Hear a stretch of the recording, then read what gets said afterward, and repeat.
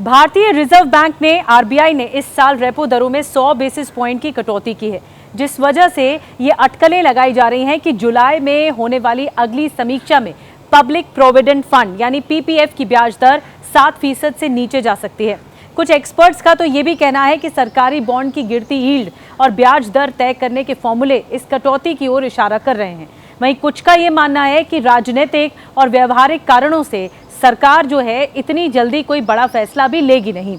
अभी पीपीएफ की ब्याज दर 7.10% है, जो कि 10 साल के सरकारी बॉन्ड की औसत यील्ड से जुड़ी होती है। श्यामला गोपीनाथ कमेटी के फॉर्मूले के अनुसार पीपीएफ की ब्याज दरें 10 साल के सरकारी बॉन्ड की औसत यील्ड से 25 बेसिस पॉइंट ज्यादा होनी चाहिए। अभी ये यील्ड करीब 6.325% है, जिससे हिसाब लगाकर पीपीएफ की दर लगभग 6.575% बनती है, मौजूदा दर से 52.5 बेसिस पॉइंट कम। स्क्रिप्टबॉक्स के फाउंडर्स और सीईओ अतुल शिंगल ने कहा कि आरबीआई द्वारा 2025 में कुल बेसिस पॉइंट की कटौती के बाद अब सभी की नज़र स्मॉल सेविंग स्कीम की जुलाई तिमाही की ब्याज दरों पर है।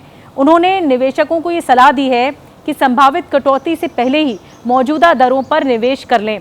बैंकबाजार.com के सीईओ अदिल शेट्टी ने कहा कि श्यामला गोपीनाथ कमेटी का फॉर्मूला सिर्फ एक सुझाव भरे एक सजेशन है, ये बाध्यकारी नहीं है और सरकार पहले भी इस फॉर्मूले से अलग फैसले ले चुकी है।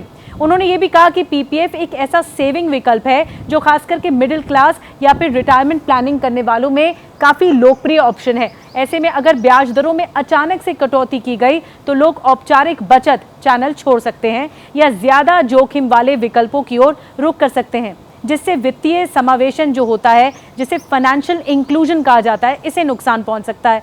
इसीलिए सरकार धीरे धीरे जो इंटरेस्ट रेट है वो घटा सकती है। पीपीएफ की ब्याज दरों में सालों से उतार चढ़ाव देखा गया है। फिलहाल ये दर 7.1% प्रतिवर्ष है और ये अप्रैल 2020 से अब तक जस की तस बनी हुई है। ब्याज की गणना हर महीने होती है, लेकिन इसे सालाना आधार पर खाते में जोड़ा जाता है। 1986 से 1999 तक पीपीएफ पर सबसे ऊंची ब्याज दरें 12% थी। इसके बाद ये धीरे धीरे घटती चली गई। 2000 में 9.5%, 2003 में 8%, 2017 में 7.9% हो गई थी।